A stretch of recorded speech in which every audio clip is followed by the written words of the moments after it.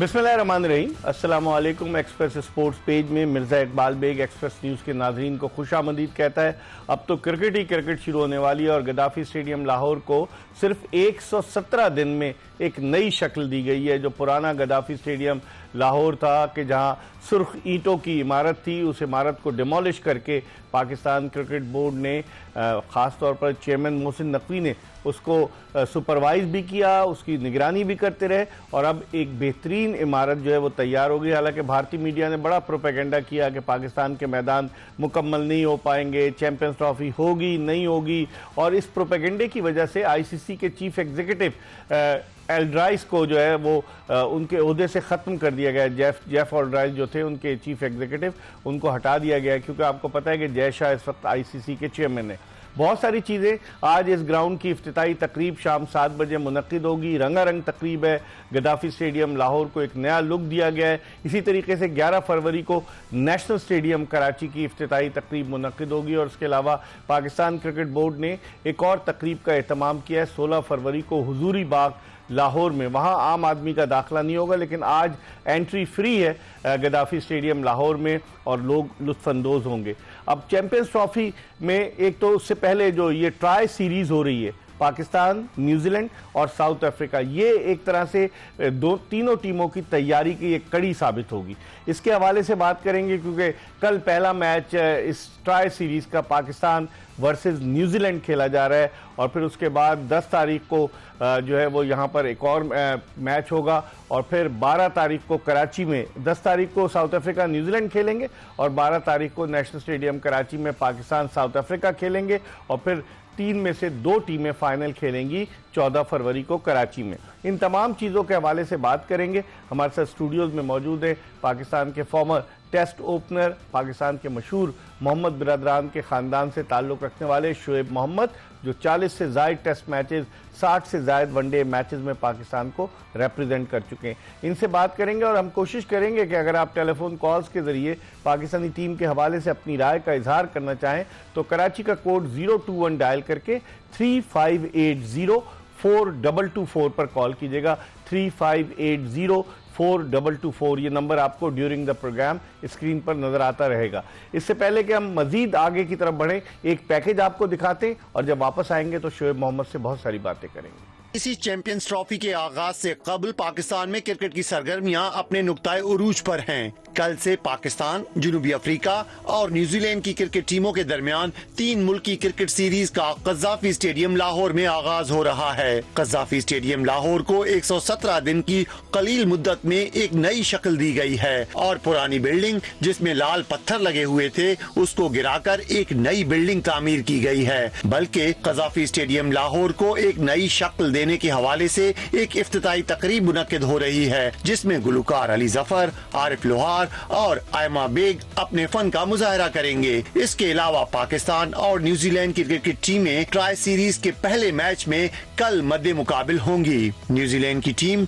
पाकिस्तान के ग्रुप में है और चैंपियंस ट्रॉफी का इफ्तिताही मैच पाकिस्तान और न्यूजीलैंड के दरमियान 19 फरवरी को नेशनल स्टेडियम कराची में खेला जाएगा। ट्राई सीरीज के 2 मैचेस लाहौर में होंगे और फाइनल समेत 2 मैचेस नेशनल स्टेडियम कराची में खेले जाएंगे। कराची में 12 और 14 फरवरी को मैचेस खेले जाएंगे। पाकिस्तान क्रिकेट बोर्ड के चेयरमैन मोहसिन नकवी ने इस रंगारंग इफ्तिताई तकरीब में मुतादिद मेहमानों को मदऊ किया है कि वो आएं और देखें कि पाकिस्तान क्रिकेट बोर्ड ने मुख्तसर सी मुद्दत में किस तरीके से इस स्टेडियम को जदीद तर्ज का स्टेडियम बनाया है। इसी तरीके से नेशनल स्टेडियम कराची में भी एक इफ्तिताई तकरीब रखी गई है। अब चैंपियंस ट्रॉफी पर सबकी नजरें मरकूज हैं। पाकिस्तान, न्यूजीलैंड और साउथ अफ्रीका को मौका है कि चैंपियंस ट्रॉफी से कबल अपने आप को यहाँ की विकेटों और मौसम से हमाहंग कर सकें। अब देखते हैं पाकिस्तानी टीम इस टूर्नामेंट में किस तरह की कारकर्दगी पेश करती है।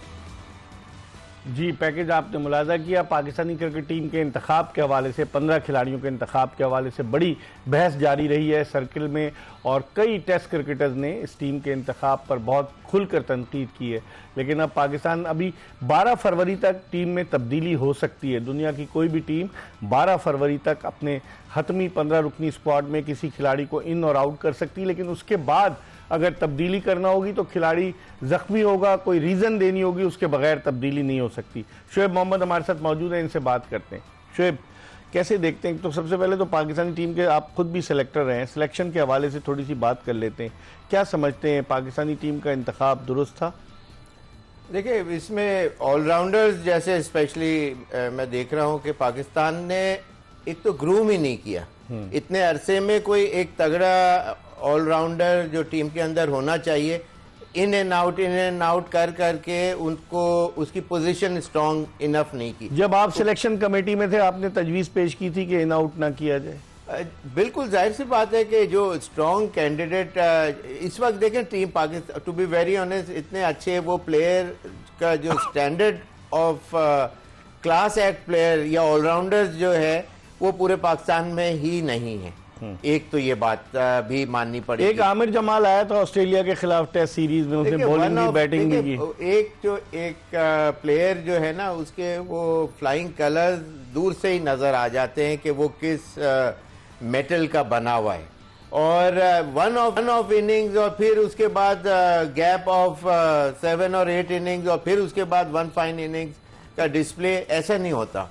ऑलराउंडर का ये होता है पार्ट के बॉलिंग में करेगा वरना बैटिंग के अंदर कुछ करेगा, लेकिन बैटिंग के अंदर उसके ऊपर टाइम एंड अगेन जिम्मेदारी आती है और उसकी परफॉर्मेंसेस नजर आनी चाहिए। लेकिन फहीम अशरफ का रिकॉर्ड आप उठाकर देखें तो बैटिंग में किया है ना बॉलिंग में किया है। 34 मैचेस में 26 विकेट, 50 भी नहीं है। तो ऐसा ऑलराउंडर, हालांकि वो रीजनेबली अच्छा खेलते हैं, टाइम टू टाइम छोटी छोटी परफॉर्मेंसेज उनकी आई हैं, बॉलिंग के अंदर कर दी या बैटिंग या टेस्ट मैचेस के अंदर कोई बड़ी इनिंग खेल ली, लेकिन जहां जरूरत है स्पेशली जिस तरह वनडे मैचेस के अंदर या उनको जो भी मौके मिले उसके अंदर वो इतना सुपीरियर नजर नहीं आ सके। सही।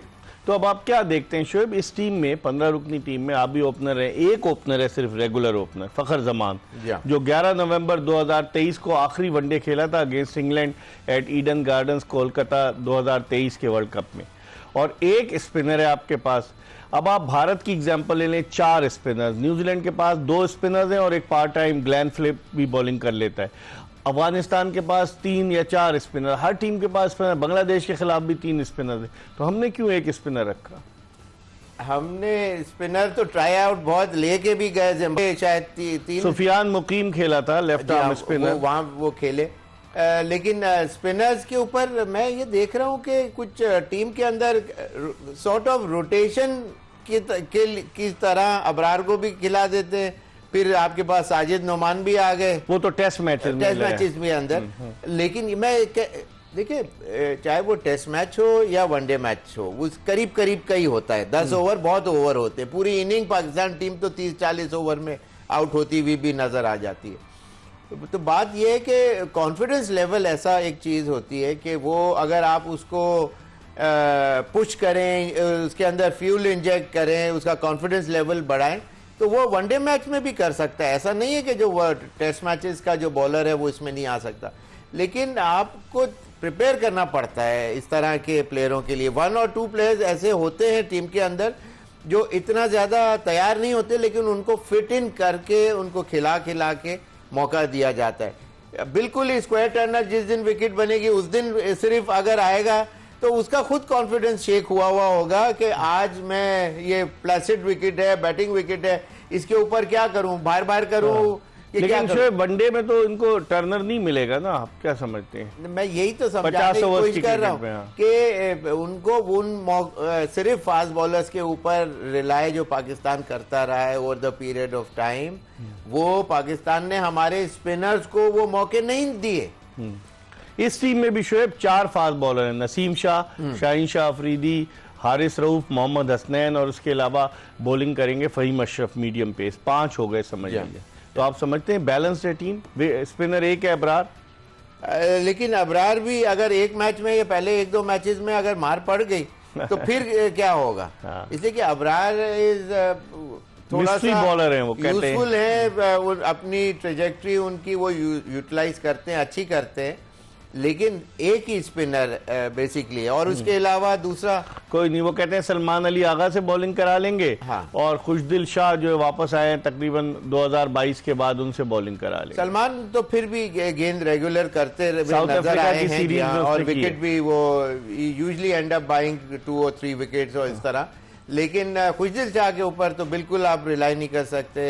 जिस तरह 2 विकेटें उसकी वनडे इंटरनेशनल मैचेस में, अब इतने बड़े टूर्नामेंट में 2 विकेटों वाले बॉलर के ऊपर आप एंड तो चेंज करवा सकते हैं, गैम्बल कर सकते हैं 1 ओवर का, सही। लेकिन नॉट एनीथिंग बियॉन्ड। ठीक है। शोएब मोहम्मद से हमारी गुफ्तगू जारी रहेगी। इस वक्त हम एक ब्रेक की तरफ बढ़ रहे हैं और ब्रेक के बाद दोबारा आपकी खिदमत में हाजिर होंगे।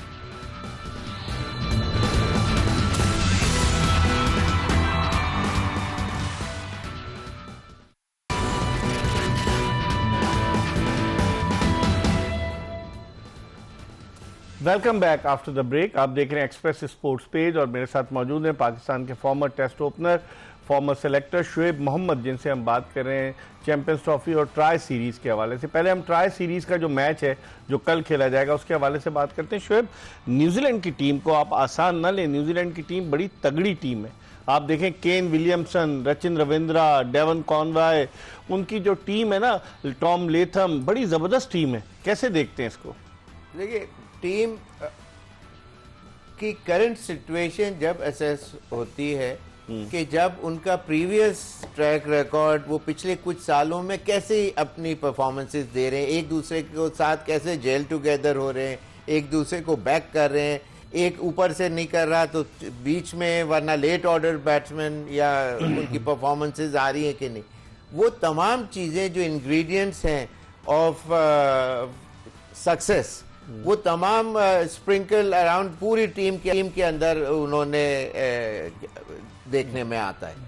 तो इसका मतलब ये है कि उनका जो लेवल ऑफ प्ले है लेटली या काफी सालों से, अब वो एक टूर्नामेंट में नहीं आ रहे, जेल हुए हैं उनकी टीम। वो टीम ऐसी है कि they are probably here with a mindset of winning the tournament. सही। इसलिए कि उन्होंने पीछे वहाँ वर्ल्ड कप वगैरह में भी, जैसे साउथ अफ्रीका में भी बहुत अच्छा खेला, फाइनल में पहुंचे थे। 2023 में भी इनकी परफॉर्मेंस बुरी नहीं थी। वो they are almost there, knocking at the door of championship, हाँ, raising the cup for themselves. ठीक है। तो ये फर्क होता है एक टीम के अंदर। तो वो मेरी नजर के अंदर कोई अगर 2 टीमें हैं तो पहले पे न्यूजीलैंड है, दूसरे नंबर पे साउथ अफ्रीका है। अच्छा, ये तमाम चीजें सेमीफाइनल के लिए आप कह रहे हैं जो जी हाँ, ये 2 टीमें एज टॉप मोस्ट विनर जो टीम जो है वो, और मे बी इंडिया ऑल्सो, वो अच्छा लेकिन क्रम्बल कर जाती है। लेकिन ये बड़ा अपना तरीके से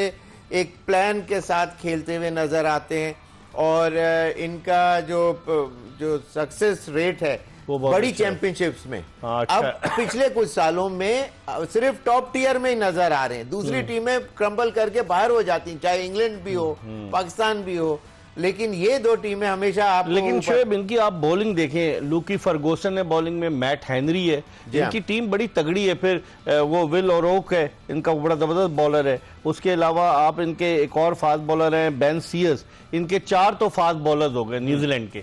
फिर 2 स्पिनर्स हो गए, एक तो कप्तान इनका मिचेल सेंटनर, खुद बड़ा जबरदस्त लेफ्ट आर्म स्पिनर है। फिर ऑफ स्पिनर माइकल ब्रेसवेल है। फिर उसके अलावा इनका जो बैट्समैन है ग्लेन फिलिप, वो बॉलिंग भी करता है ऑफ स्पिन, और कमाल फील्डर है, फील्डर जबरदस्त। रचिन रविंद्रा भी लेफ्ट आर्म बॉलिंग कर लेता है। तो इनकी बैटिंग को भी तो देखें ना शोएब। विल यंग है जो विकेट कीपर बैट्समैन है, केन विलियमसन है, डैरल मिचेल है। डैरल मिचेल इतना महंगा बिका है T20 में। उसके अलावा अगर आप इनकी डेवन कॉनवे है, तो इतने जबरदस्त इनके बैट्समैन, आप देखें ना इनकी क्या जबरदस्त टीम है बैटिंग की। जी हाँ, बिल्कुल। बात ये वो इसी वजह से मैंने आपको जो चीजें जो बताई अभी पिछले जवाब में, कि इसकी वजह से मैं ये देख रहा हूँ कि बड़ा बैलेंस टीम है और परफॉर्मेंसेस भी दे रहे हैं। सिर्फ कोई 2 प्लेयर बाबर और रिजवान नहीं कर रहे, इनके लेट ऑर्डर भी कर रहा है, बॉलिंग में भी कर रहा है, ये बात है। इस वक्त टेलीफोन लाइन पर हमें ज्वाइन किया है पाकिस्तान के टेस्ट बैट्समैन यासिर हमीद ने। यासिर हमीद जो वनडे इंटरनेशनल मैचेस में भी पाकिस्तान की नुमाइंदगी कर चुके हैं, और मुझे याद है जब न्यूजीलैंड की टीम पाकिस्तान आई थी, यासिर हमीद और इमरान फरत ने पार्टनरशिप की थी, जो धमाका सीरीज हुई थी 2003 में। उसमें इन्होंने सेंचुरी पार्टनरशिप की थी 3 मैचों में। यासिर, अस्सलाम वालेकुम। जी वालेकुम अस्सलाम। कैसे हैं आप? बाल भाई कैसे हैं आप? खैरियत से हैं? याद है को मेरा आपको? बहुत बहुत सलाम। वालेकुम यासिर। याद है आपको 22 साल पुरानी जो पार्टनरशिप हुई थी आपके दरमियान और इमरान फरद की? जी बिल्कुल याद है इकबाल भाई, और मुझे ये भी याद है कि पहले 2 मैचेस में, बल्कि 3 मैचों में मैंने अपने 50 मिस किए, तो जावेद भाई ने मुझे मैच से पहले मेरे कंधे पे हाथ रखा और मेरे साथ वॉक किया, और मुझे वहां से न्यूजीलैंड टीम आ रही थी, तो कहते जावेद भाई अपने स्टाइल में कहते यार ये बॉलर है, ये तो ये चांगी टीम होती थी और मैं आंखें बंद करके मारता था इन्हें। अच्छा, तो कॉन्फिडेंस दे रहे थे आपको? कॉन्फिडेंस दे रहे थे, बिल्कुल साइकोलॉजिकल लॉक था वो मेरा खोला, तो मैंने लास्ट वनडे में 127 नॉट आउट किए। सही, मुझे याद है। अच्छा यासिर, ये बताएं, अब जो टीम है न्यूजीलैंड की, अभी मैं शोएब मोहम्मद से यही डिस्कस कर रहा था कि बड़ी तगड़ी टीम है। पाकिस्तान का पहला मैच कल है लाहौर में। अगर आप इस टीम को देखें, 2 तो इनके पास स्पिनर है, मिचेल सेंटनर कप्तान, और उसके अलावा माइकल ब्रेसवेल ऑफ स्पिनर, उसके अलावा ग्लैन फिलिप भी बॉलिंग कर लेता है, रचिन रविंद्रा भी बॉलर है, और इनकी टीम बड़ी बैलेंस है। Devon Conway, Will Young, Tom Latham, कितनी जबरदस्त टीम है। कैसे आप इसको कंपैरिजन करेंगे? बैलेंस नजर आती है आपको न्यूजीलैंड की टीम? जी बिल्कुल बैलेंस टीम है, नो डाउट। जिस तरह आपने बताया कि बहुत अच्छे स्पिनर्स भी हैं, उनके पास हॉर्सेस फॉर द कोर्सेस मौजूद हैं। और जिस तरह उनकी टीम परफॉर्म करते आ रही है पिछले कई सालों से, बड़े अच्छे जबरदस्त उन्होंने स्ट्रेटेजी के साथ और बड़ा अच्छा स्ट्रक्चर बिल्ट अप किया, अपना प्लेयर्स भी नए यंग प्लेयर्स भी इंटेक्ट किए। अच्छी, मेरे ख्याल से बहुत अच्छा मैच होना है, क्योंकि पाकिस्तान की टीम भी काफी अच्छे फॉर्म में है, पीछे साउथ अफ्रीका में भी बहुत अच्छा किया है, और साउथ ऑस्ट्रेलिया से जीतते आ रहे हैं माशाल्लाह। एक कम्बिनेशन नजर आ रहा है पाकिस्तान टीम का। तो न्यूजीलैंड की टीम इतनी इजी नहीं होगी, वो चेस करना भी जानते हैं। लास्ट वर्ल्ड कप हमने देखा जिस तरह रचिन ने जिस तरह इनिंग्स के लिए फिनिश किया, ये उनके लिए बहुत अच्छा साइन है कि उनके जो आने वाले जो प्लेयर्स हैं वो भी बड़े जबरदस्त प्लेयर्स हैं। हमारा जो एक अच्छा प्लेयर था साइम अयूब, अनफॉर्चुनेटली वो इंजर हो गए हैं। उनको हम देख रहे थे जितने भी क्रिकेट फ्रेटर्निटी है कि वो इस चैंपियन ट्रॉफी में पाकिस्तान को इसी यासिर कता कलामी होती है। आप क्या देखते हैं? ओपनर आपका फखर जमान 11 नवंबर 2023 के बाद कोई वनडे खेलेगा। आपकी टीम में एक ओपनर है, बाबर आजम को इन्होंने तैयार किया है, वो इनिंग्स ओपन करेंगे। अपने पूरे करियर में सिर्फ 2 मरतबा बाबर आजम ने किसी वनडे इंटरनेशनल मैच में पाकिस्तान की जानिब से इनिंग्स ओपन की है। आप नहीं समझते लोड होगा, बाबर आजम पर प्रेशर होगा, इनिंग्स ओपन कर रहे हैं, अगर इब्तिदाई ओवर्स में विकेटें गिर जाती हैं तो फिर आपके मिडिल ऑर्डर पे बड़ा प्रेशर आ जाएगा। हाँ देखिए, बिल्कुल बात तो आपकी सही है, लेकिन जिस तरह लड़के T20 खेल के आ रहे हैं, देखिए हमारी जितनी भी सिलेक्शन है, अगर आप टैक्टिक्स चेक करें हमारे सिलेक्टर्स के, तो T20 की जो रिसेंट हुई है, ठीक है, और बाबर आजम ने भी T20 में पेशावर जलमी के लिए ओपन किया है, तो वो जो मेरे ख्याल से वो जो साइकोलॉजिकल लॉक है वो तो नहीं होना चाहिए। तो वनडे में ये है कि उनको टाइम भी लेना पड़ेगा, तो वो भी उनके लिए अच्छा, उनको टाइम चाहिए विकेट पे, जिस तरह की उनकी फॉर्म चल रही है। फखर की आपने बात की, तो फखर भी अभी T20 IL T20 खेले, तो वहां से उनका जो कॉन्फिडेंस लेवल है बड़ा हाई हो गया होगा।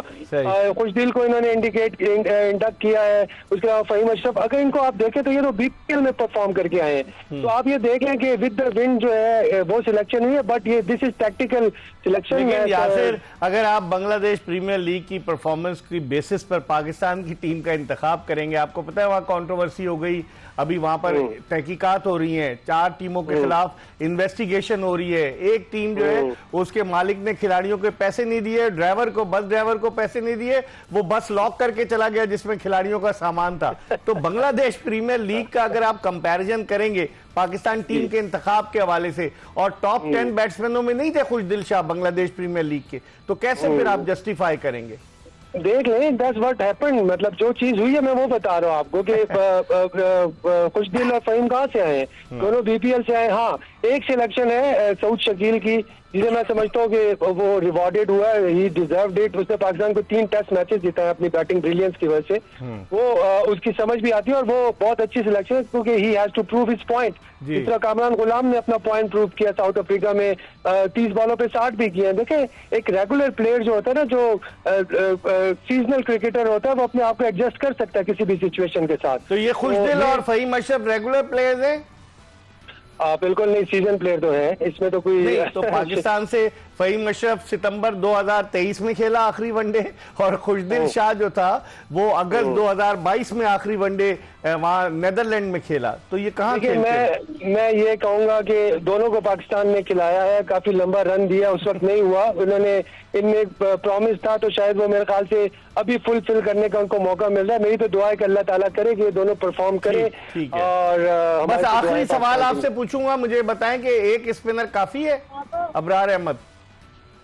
देखिए, काफी तो नहीं है, बट कप्तान का कॉन्फिडेंस उस पे खुशदिल शाह को इंडक्ट करने का ये भी एक वजह है कि साथ में लेफ्ट आर्म स्पिनिंग कर सकते हैं। उसकी 2 विकेटें हैं वनडे में, यासिर खुशदिल शाह की सिर्फ 2 विकेटें हैं वनडे में। जी बिल्कुल, जो ऑड्स है तो वो सारे अगेंस्ट है, but we are hoping against the hope कि अल्लाह करे। बहुत बहुत शुक्रिया। यासिर हमीद हमारे साथ थे। शुएब, उनको जब मैंने सवालात पे पर तो रिकॉर्ड है, आप खुद कहते हैं, तो उसमें बताना शुरू किया तो वो कह रहे हैं सीजन खेल रहे हैं आप। सीजन कौन सा खेल रहे हैं? अगर आप बीपीएल की परफॉर्मेंस के बेसिस पर पाकिस्तानी टीम मुंतखब करेंगे और जो मयार बीपीएल का है, क्या आप उस मयार को पाकिस्तान टीम के मयार से कंपीट करा सकते हैं? देखिए, एक चीज इकबाल भाई ये तो है कि चाहे एक प्लेटफॉर्म पे गए वो वहाँ बीपीएल खेलने के लिए, और बांग्लादेश के अंदर प्रेशर आप ऐसे कोई क्लब क्रिकेट जैसा प्रेशर नहीं होता वहाँ बेतहाशा। एक तो आपको पैसे दे के वो वहाँ उन्होंने बाई वो भी नहीं दे रहे, वो चले वो पैसे नहीं दे रहे, लेकिन खेलते वक्त तो फील यही होगा ना कि आपने मुझे दिया है तो मुझे कुछ करना है। That means the pressure is on from the word go. सही। तो डेफिनेटली प्रेशर्स के तो उनके ऊपर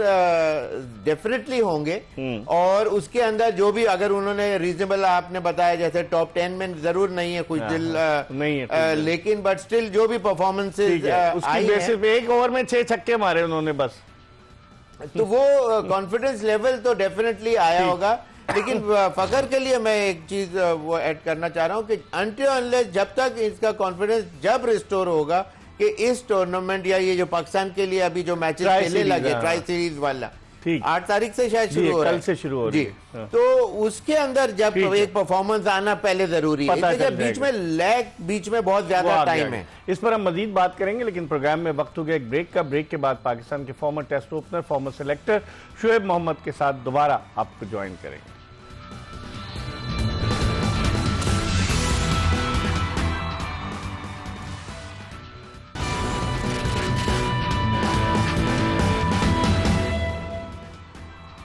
welcome back after the break. आप देख रहे हैं एक्सप्रेस स्पोर्ट्स पेज। मेरे साथ मौजूद हैं पाकिस्तान के former test opener, former selector Shoaib Mohammad.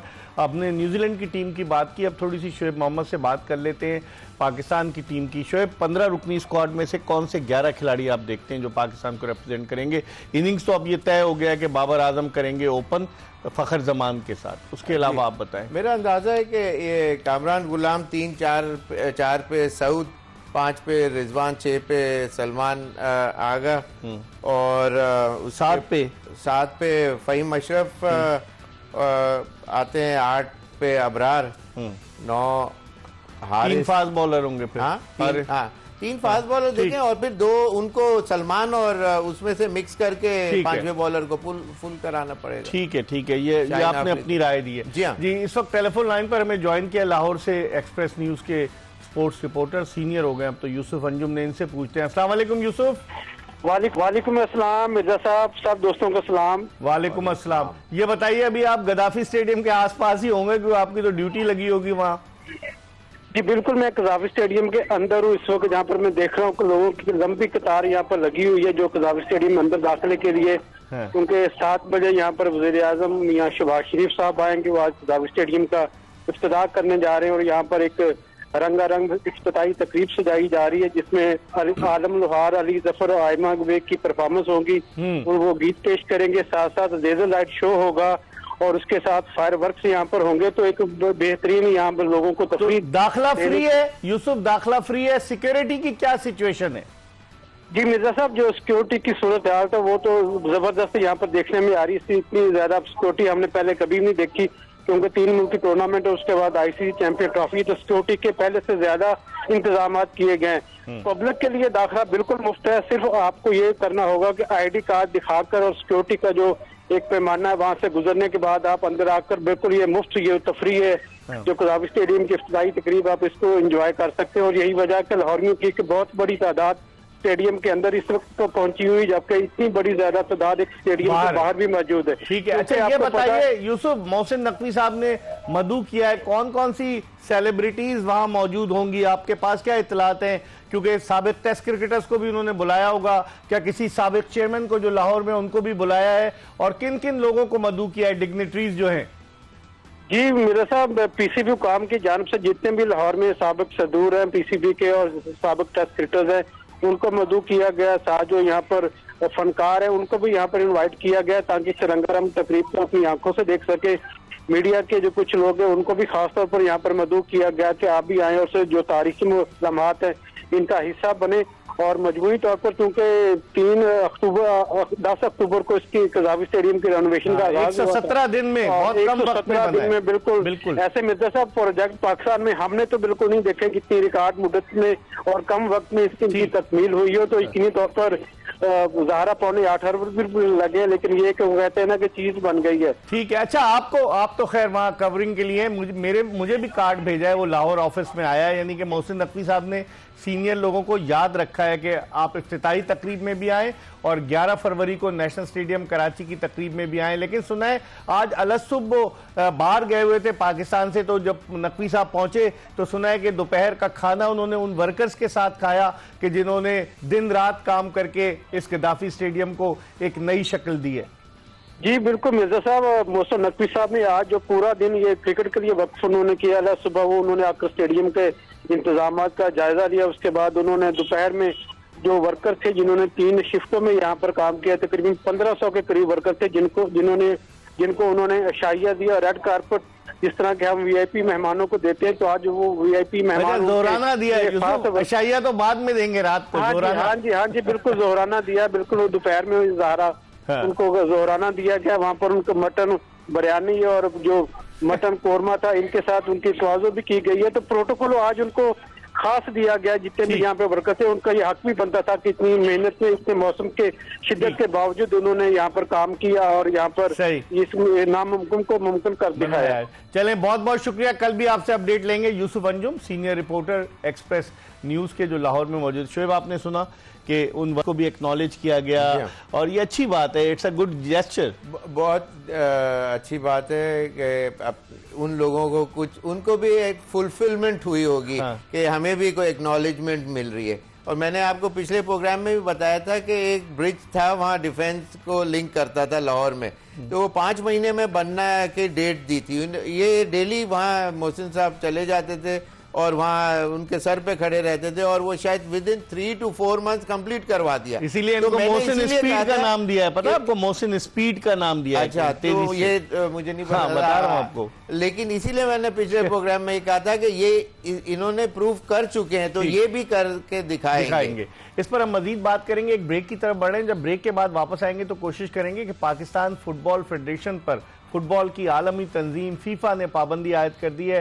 हारून मलिक साहब जो जनवरी 2021 से नॉर्मलाइजेशन कमेटी के चेयरमैन थे, वो छोड़ने ही नहीं चाह रहे थे क्योंकि हजारों डॉलर्स माहाना उन्हें तनख्वाह मिल रही थी और बड़े मसाइल पाकिस्तान फुटबॉल के सब लोग चीख रहे थे। इस पर आपको एक थोड़ी सी खबर देंगे एक ब्रेक के बाद। शोएब मोहम्मद हमारे साथ मौजूद है।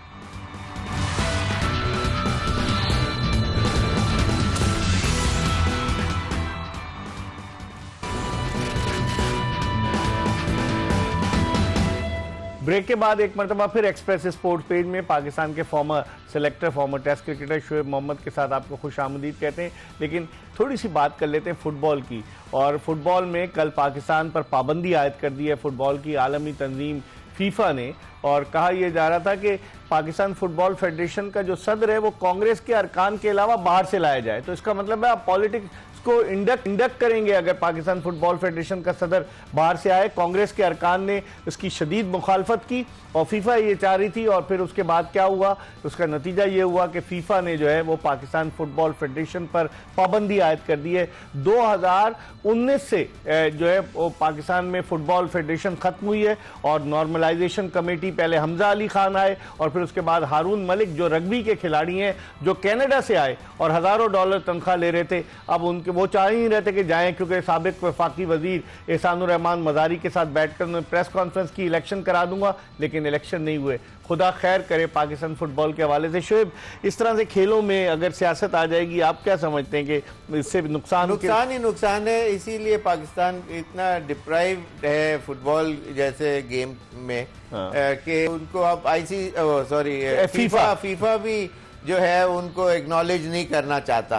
और इसलिए आपने जैसे बताया कि नाम और 200 ममालिक में भी पाकिस्तान बिल्कुल नीचे है, 201 ममालिक में। हालांकि बहुत बच्चों में शौक है पाकिस्तान, स्पेशली कराची में मैं देखता हूँ लियारी को देखिए, वर्ल्ड कप होता है और बहुत अच्छा। ब्राजील में जाके हमारे छोटे बच्चों के लोगों ने वहाँ के चैंपियनशिप स्ट्रीट फुटबॉल के ऊपर। अच्छा, तो बात यही है कि नुकसान होता है इन तमाम चीजों का। अच्छा, इंडिया और पाकिस्तान वाला जो मैच है, पाकिस्तान का एक ही मेरी नजर में एक चांस 23 को जो है जी 23 वाला पाकिस्तान अगर इंडिया वाला मैच जीता है तो फिर वहां से टेक ऑफ पोजीशन में आएगा, वरना बहुत पाकिस्तान के लिए वो मैच जीतना बहुत। कल इस पे बात करेंगे। शोएब मोहम्मद, आपका शुक्रिया। इसके साथ ही एक्सप्रेस स्पोर्ट्स पेज की ये एपिसोड अपने इख्तिताम को पहुंची। इंशाल्लाह अगर जिंदगी ने वफा की तो अगले शो में फिर आपकी खिदमत में हाजिर होंगे। मिर्जा इकबाल बेग और एक्सप्रेस न्यूज की पूरी प्रोडक्शन टीम को इजाजत दीजिए। अल्लाह हाफिज।